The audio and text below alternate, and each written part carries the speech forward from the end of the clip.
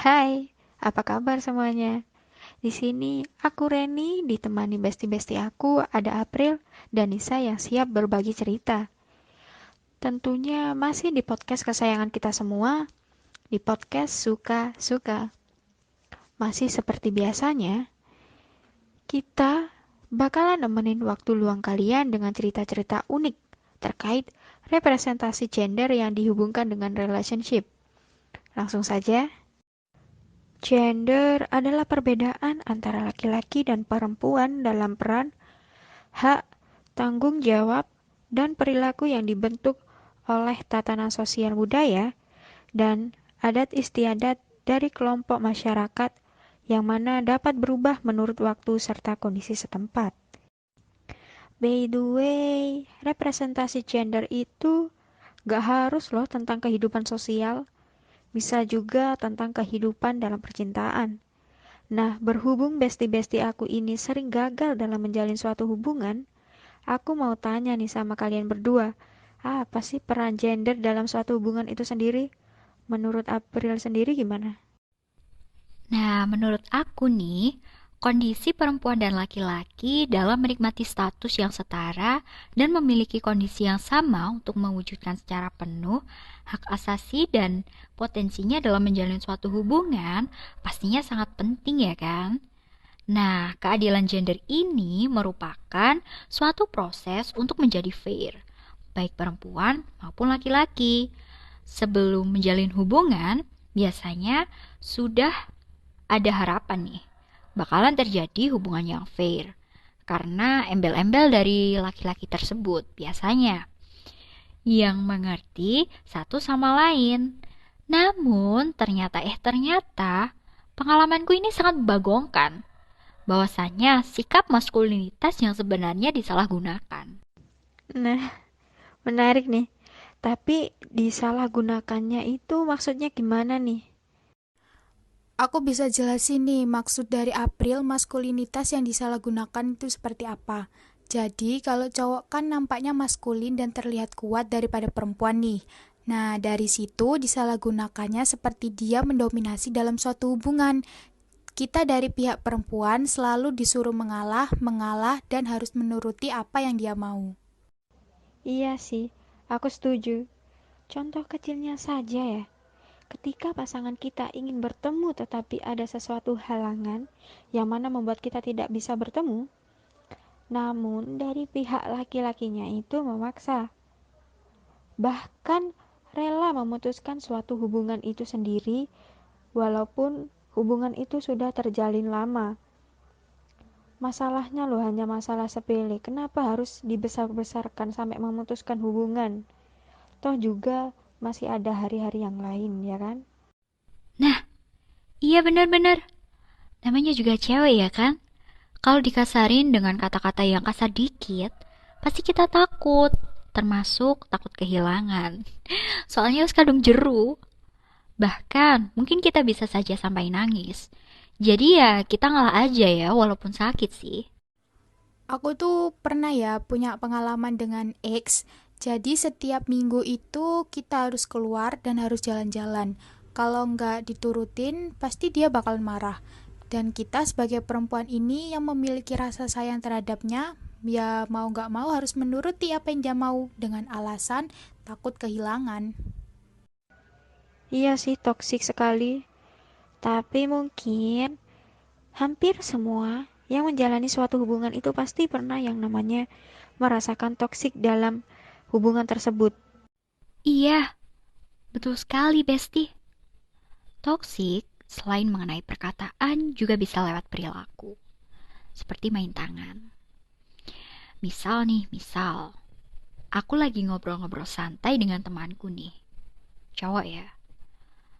Tiba-tiba si X ini datang tanya sama aku sambil meremas lenganku dengan kencang. Gila gak sih?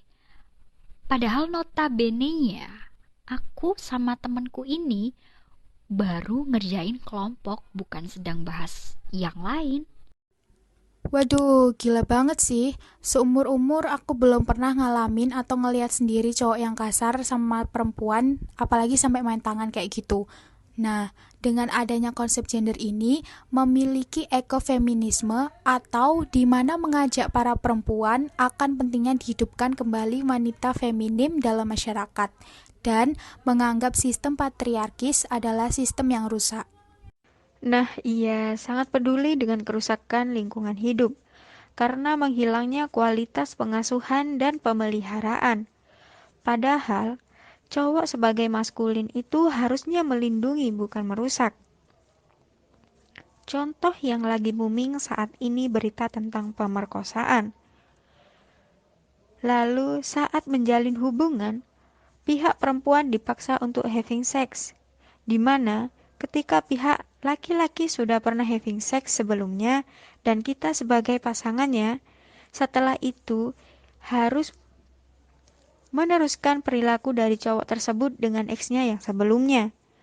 Dan paling dirugikan adalah kita sebagai perempuan. Kalau sudah terjebak dalam suatu hubungan yang seperti itu, susah mengakhirinya.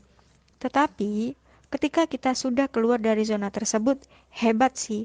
Karena keluar dari zona tersebut itu butuh keberanian yang lebih. Nah, iya, setuju banget.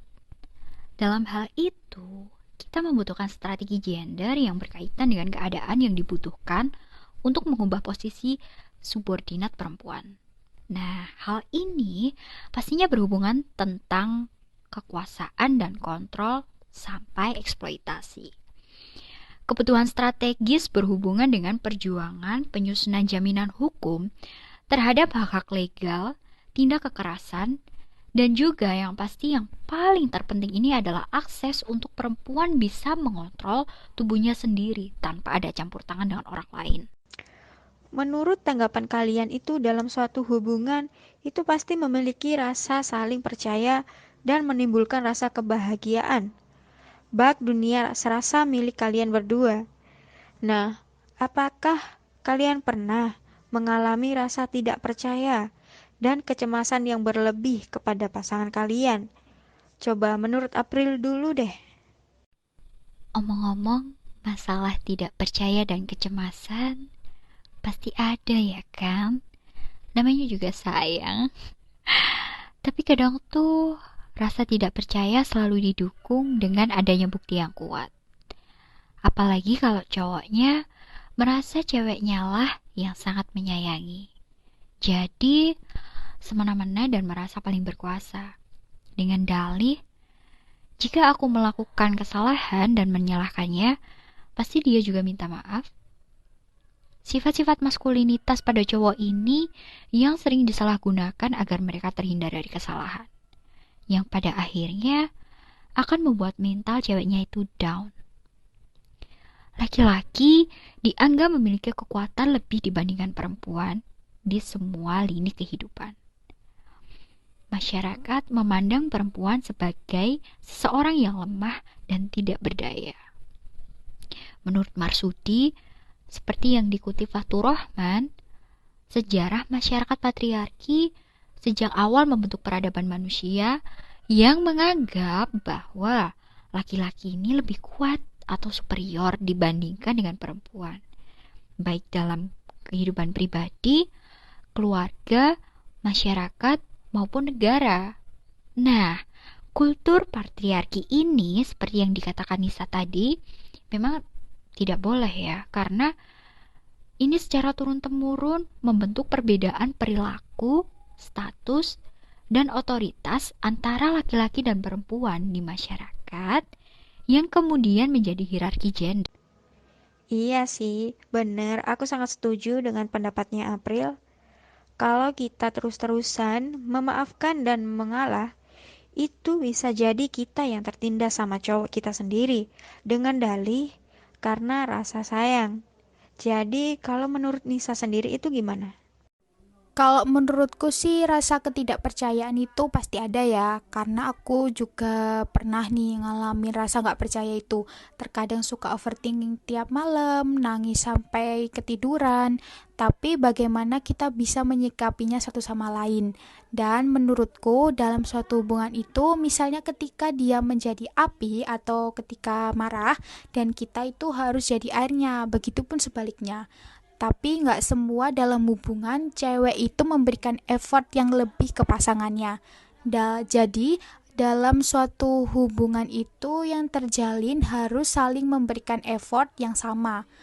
Tidak ada yang lebih dominan.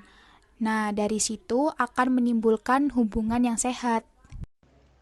Nah, iya. Jadi saling memberikan feedback yang baik gitu kan ya seharusnya.